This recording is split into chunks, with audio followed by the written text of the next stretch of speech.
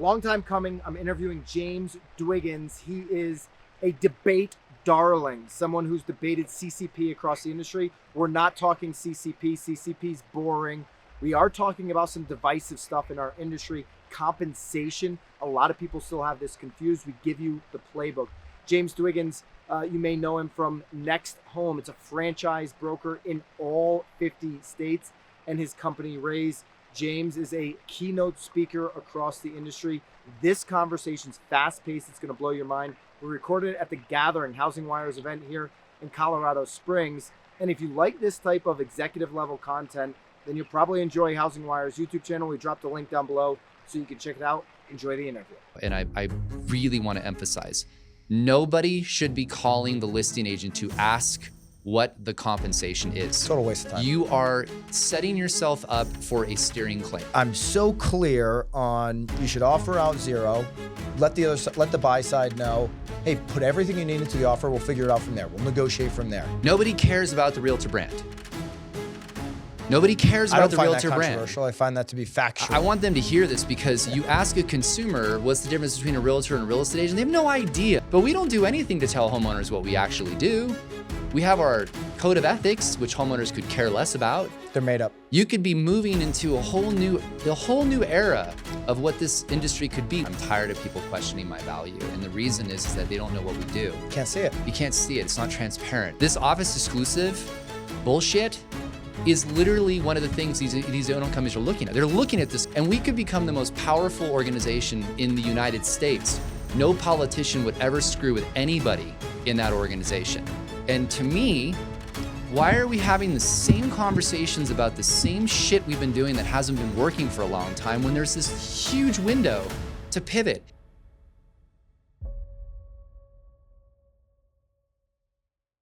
We're at the Gathering for HousingWire, and we were on a panel together. I want to pick up where you and I left off. Okay. For everybody listening, I'm going to be going on James' pod. We're linking that down below.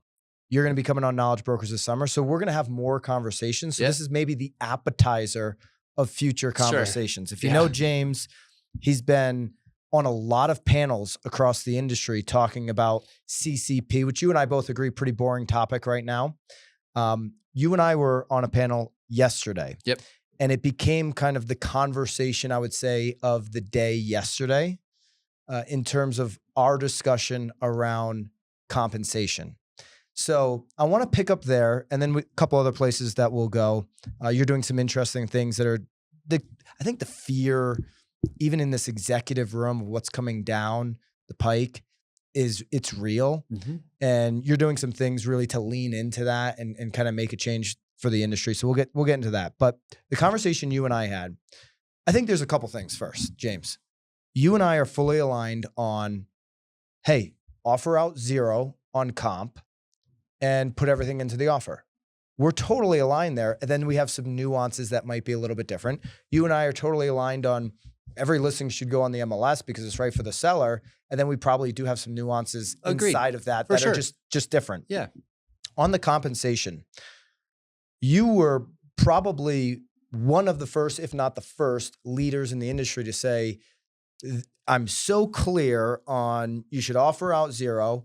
Let the buy side know, hey, put everything you need into the offer. We'll figure it out from there. We'll negotiate from there. You articulated it well. You've never veered from that position. It's been a winning position since August. It's been an obvious position too.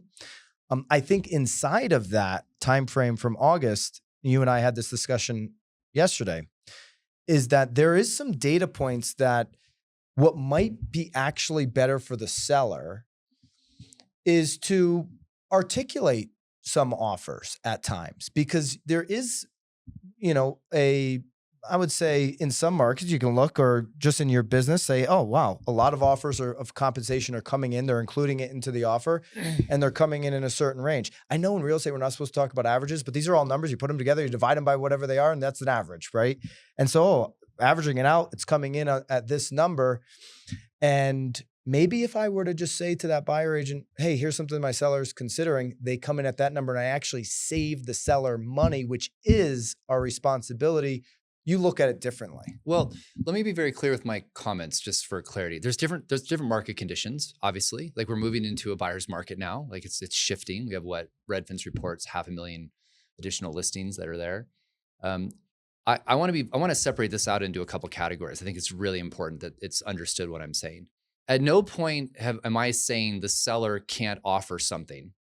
What I don't want and what nobody should be doing is having the listing agent or the listing brokerage collecting money and sharing it with a competitor. Just for clarity. So it's that that is like nuance. the stupidest thing you could possibly do, because that is predetermining a number that you are sharing with a competitor before that buyer has made an offer or made any type of consideration. Like it doesn't make any sense to do that. So I want to put this into categories. We banned that. And to be fair, Leo Pareja at EXP did the same thing around the same time, actually probably before us, but point's the same. So there should be no scenario where that's occurring. The ideal scenario that every single realtor in this country and NAR should get behind and should have already is a listing agent is sitting down, articulating what they're gonna do, the fee they're gonna charge, and that is it. That's my fee, that's my service, that's what we do. The buyer's agent sitting down, having a conversation, this is the fee that I charge, it's in the agreement, that is it. If the seller wants to offer something, which should be to the buyer, in my opinion, they are absolutely entitled to do that. If they wanted to offer a commission, even if they wanted to offer a commission to the buyer brokerage, it should always be seller direct. There should be no sharing of commission. I don't really think it's a smart strategy overall, because you're telling the buyer's agent and the buyer what you're willing to pay when you don't know, and this is the most important part, you don't know what that buyer and buyer agent agreed to for compensation. Yeah. Now, you mentioned averages, and you can average numbers, but I can tell you those numbers vary. They can be, and they can be to the point of I've seen many deals in my company where the buyer agreed to pay the buyer's agent in order to be more competitive in the market. And we have too. Yeah. So I'm in agreement with you there.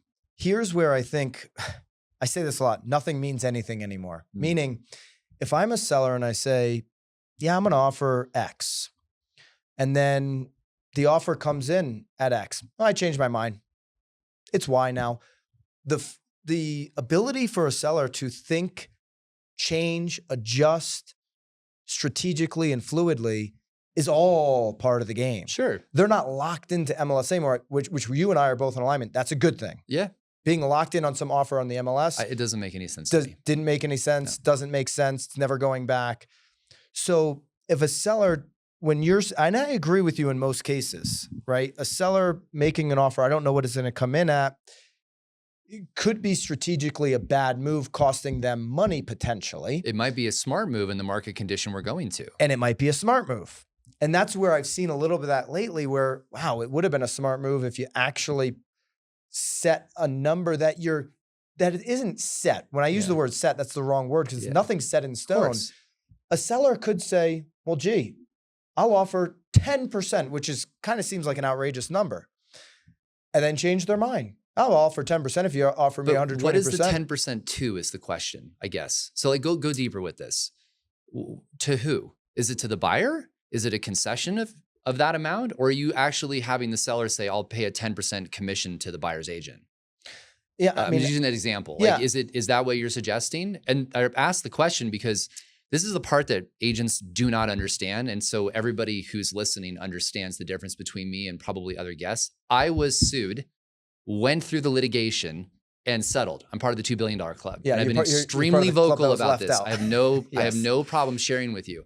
I went through this process with the plaintiffs. I have a very, very clear understanding of what that settlement agreement is, both states and its intent.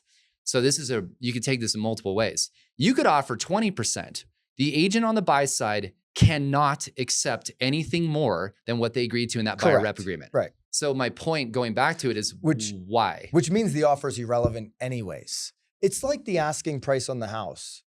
Okay, I'm listing my house at 400. Well, if you get a $400,000 offer, close in 7 days, like no condition, like it's the cleanest offer ever, you still can decline the offer. Of course. And if I offer out something to buyers, I can always change my mind. Yeah, right? but it's also like when people go, the seller doesn't want to offer any compensation. Well, it's the listing agent's job to educate the seller on a couple things. Number one is to explain to them that you've benefited from like 100% appreciation in the past 10 years. So like, stop being a greedy bastard. Number two is even if you don't want to do that, that's totally fine. It's your choice, right? What if, to your point, the house was listed for 400,000 and the buyer comes in and says, I'll offer 425, but you pay the buyer's agent's compensation because the buyer can't afford to do it. And you tell the seller, what's the most important thing you're looking for? Net. So don't just close off. This is why we educate when our agents are all trained to educate the seller.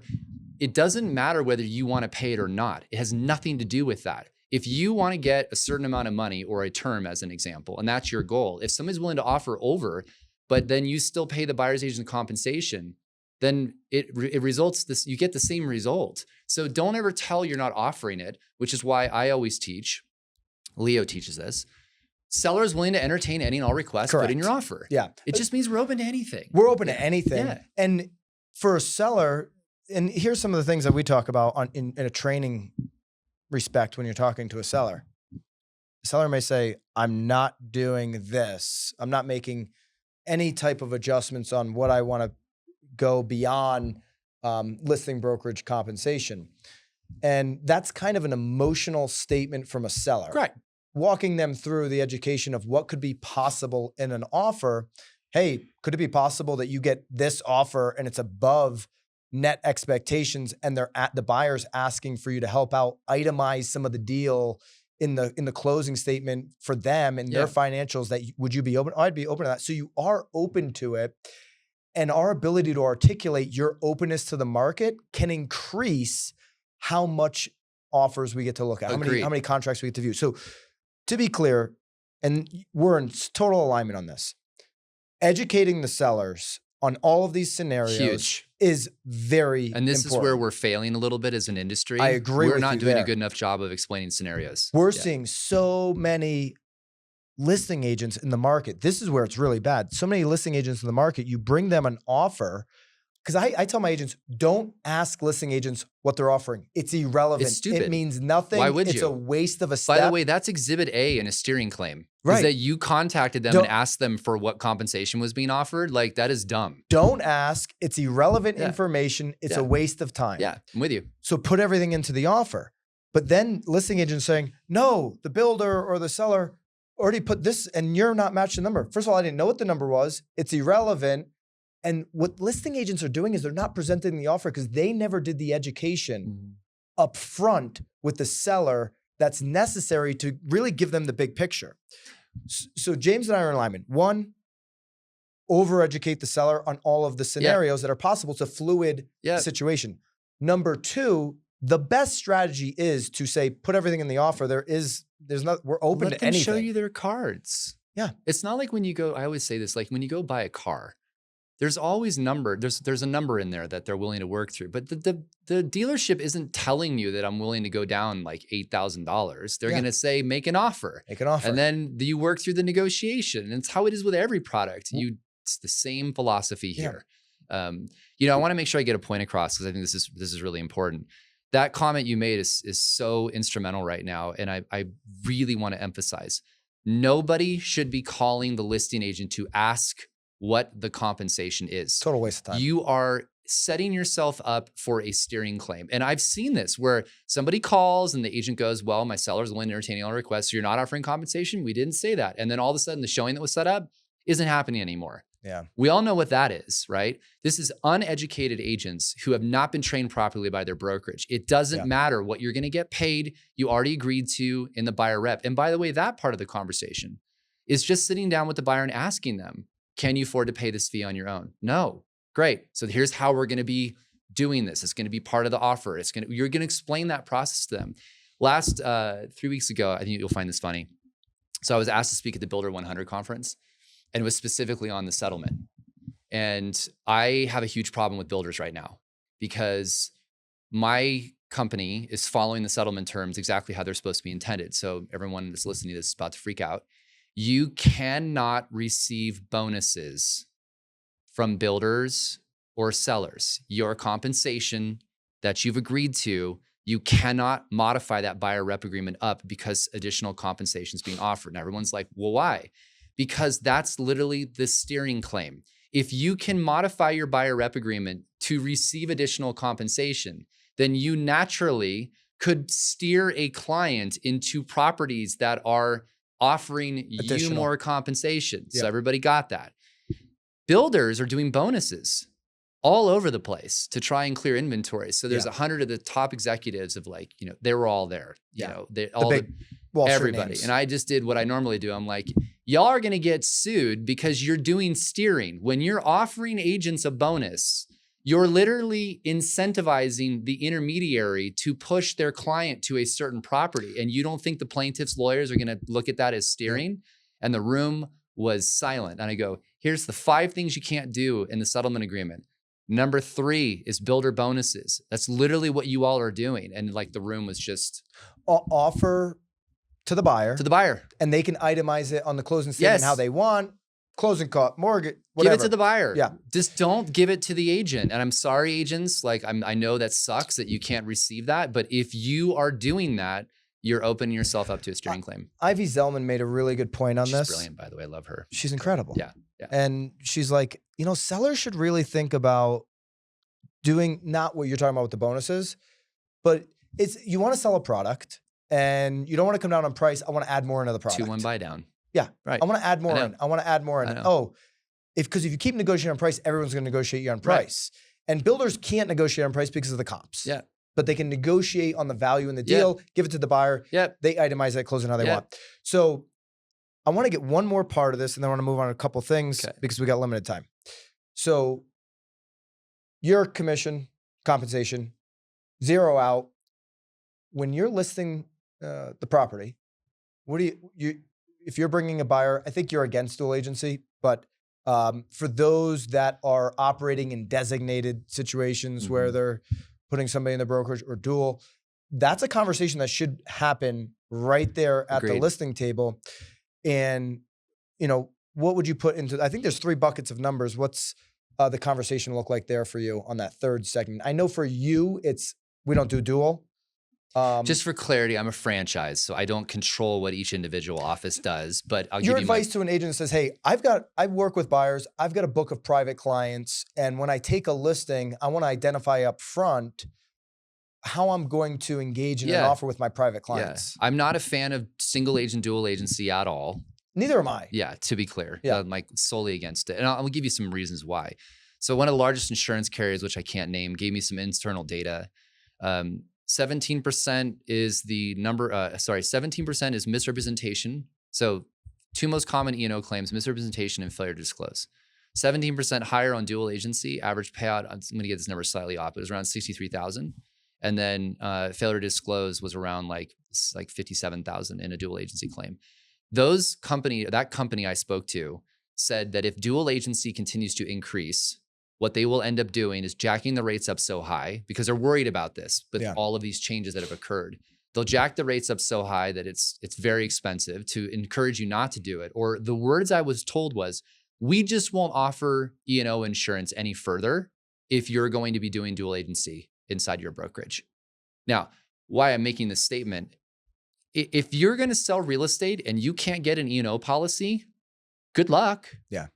It's a big part of selling real estate. And we're having these conversations. This is why I'm not going down this track because I don't want to talk about this, but this office exclusive bullshit is literally one of the things these owner companies are looking at. They're looking at this going, if this is going to continue, we're going to jack the rates up and then we're not going to offer it. And if agents think that continuing to do that is a smart tactic, you're dreaming. Like you are literally running yourself off the tracks. So what I tell everyone, it makes logical sense to refer it. I'm not against 2 agents in the same brokerage. I'm against 2 agents on the same team, which is a whole other conversation. And I think that people will look at that as single agent, dual agency. Oh, that's interesting. No one talks about that one. Yeah. The same company office, did. but not because team's tighter than office. Yeah. And we all know there's a team lead. A little nuance in there. A little nuance, but yeah. I'm not necessarily opposed to 2 agents in the same brokerage or independent contractors, and they kind of operate separately. But I absolutely believe an agent should refer that out because the truth is, And I've had people go, well, I disagree. No, you have bias because you've had a conversation with a seller and a buyer. You know what they're willing to do. The whole point of a negotiation is to negotiate without having this understanding. Best example, you cannot have even two lawyers in the same law firm represent a plaintiff and a defendant. It's called a clearance check. They do that because there's inherent bias. So my opinion is that every single agent should go, if you want to have representation, let me get you over to somebody else. I just believe that's, by the way, where it will end up. It's a matter of how fast we get there, because the E&O companies are the ones that are watching.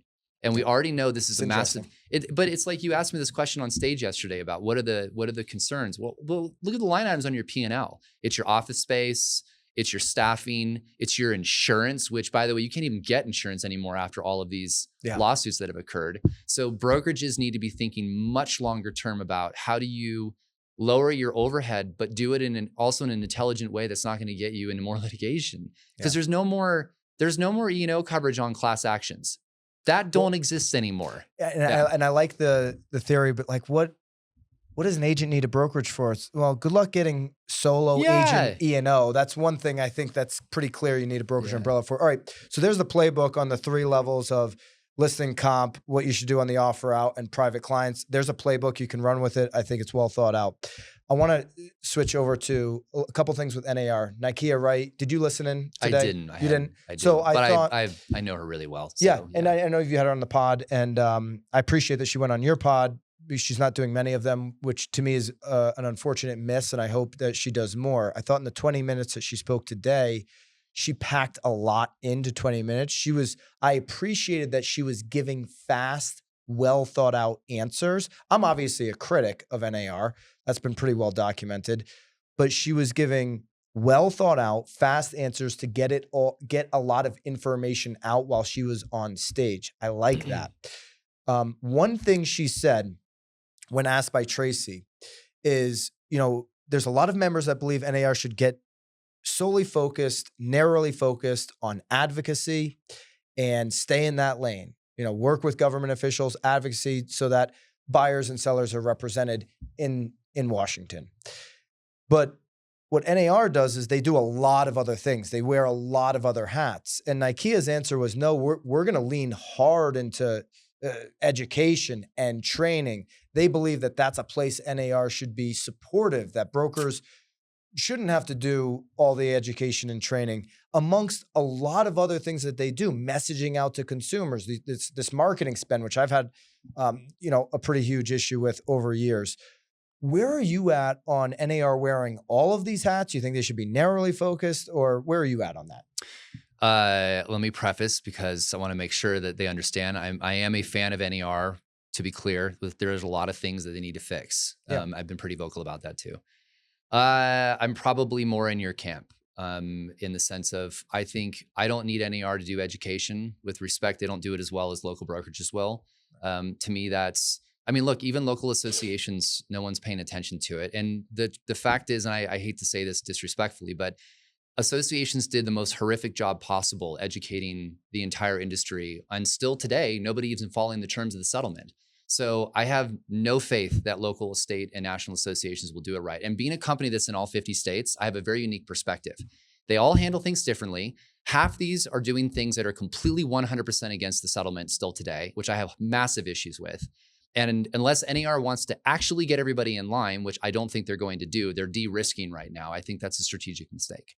She used the word de-risk probably 3 or 4 times today from stage. And I can respect why. Like they've got $418 million they got to pay out. Yeah. They've got a shrinking membership, which is now public. They're recognizing that's coming down. I personally don't think NAR is even being realistic on what the membership drop will look like over the next 5 to 10 years, as we talked about yesterday. Yeah. I don't see more than 500,000 realtors left in 10 years. I think NAR needs to lean hard into advocacy. And I think every realtor who bitches about the fees they pay to NAR for advocacy, get out.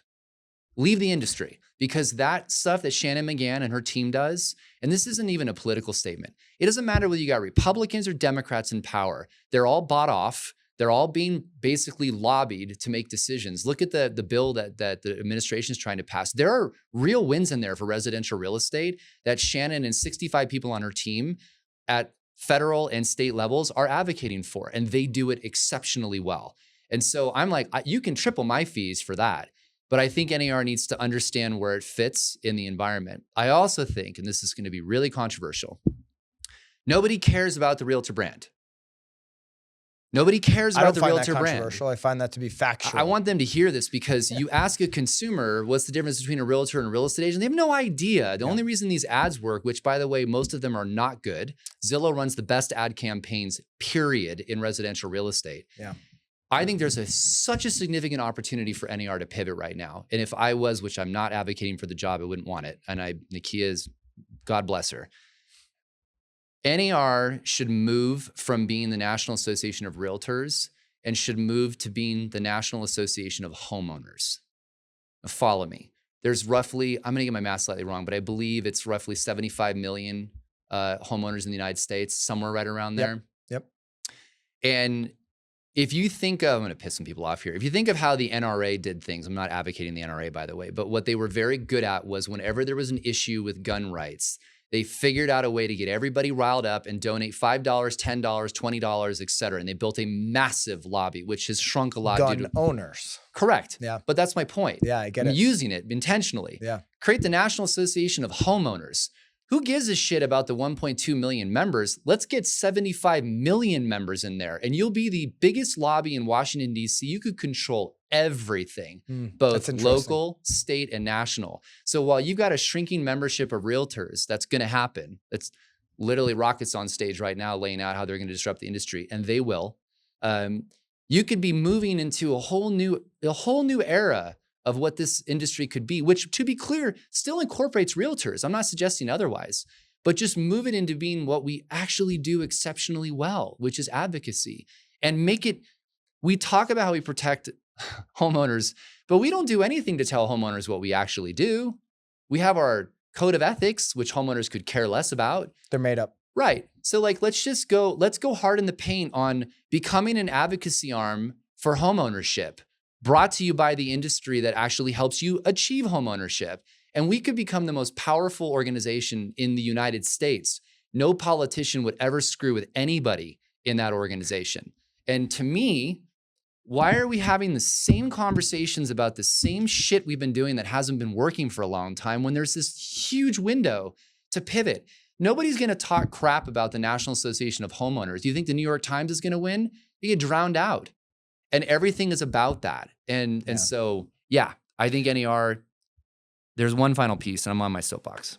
Well, that is, before you go to the final piece, the most well-articulated vision of what a new NAR can look like that I've heard. So thank you for that. It's so easy. This is so easy to do. And I don't see a single realtor that would have a problem with it, because what they're trying to do is position themselves as an advocate for consumers.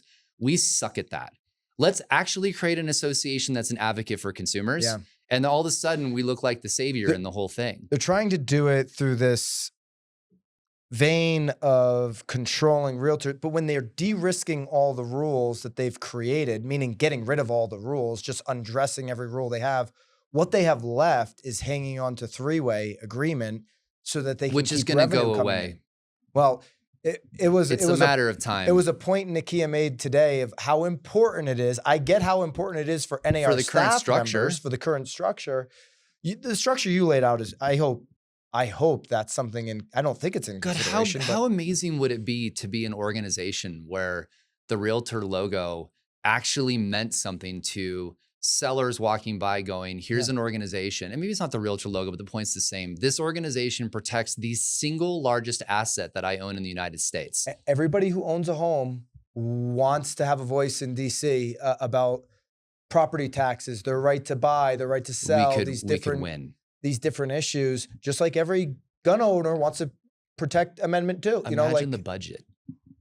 Imagine the budget that NAR would have. It becomes ridiculous. My God. Like I would, if I, I own several houses, I'd be like, sure, take my money. Like I don't want to see bills passed that affect the asset that's going to provide wealth to my daughter. By the way, the messaging on this is so simple. This is all about children and the asset class and generational wealth and how that builds wealth in this country. Like, you just pull on that heartstring, man, and like people will line up to make sure that that asset class is protected. And so to me, I think there's a big pivot that they can do. The problem is this, and I hate to say this, you can't have 900 and whatever volunteers on a board who, I love all of you. You do an exceptional job in the local market. You look at board of directors in any major company in America. You've got Rich Barton from Zillow, sits on the board for Netflix. Look at our board of directors. We have nobody from major corporations sitting on them. Our strat planning group is elected committees or friends of the president. Again, I'm not ragging here. I'm just trying to point out, you can't build an organization when you have everybody in a box. Yeah. You have to get really intelligent people from other sectors looking at how you do this. And NAR's governance structure is going to be the downfall of that organization. They have got to change it. Nykia needs this. She'll never admit it, and she'll be pissed from even saying this. But the hardest job she's going to have is that she can't make the changes that she needs to make because she has an organizational structure that prohibits her from making some of these tough calls. Well, and she needs to be able to make the changes. The ability to make business decisions, 15 million spend on, she could cut that down dramatically. Right, but you've got committees making decisions on issues that affect the whole industry. And I agree on that side of the, but that's where a lot of this stuff comes out. That's where the important stuff. I think she could go deeper on some of the cuts. Bobby, how much time do we have left so we know? We are right up against it here. It's 1:25. Okay, good. So a few more. Yeah. I want to give. We're gonna have more time to talk this summer. Sure. Yeah. Knowledge Brokers Year Pod. We're gonna have a lot to talk about. Obviously, I could go on for a couple hours with you, and I think the audience is probably commenting right now, saying, "Oh my, I want more of James's pod's link down below." I want you to talk about Rayse, what you're doing there. Just spend a couple minutes. Yeah.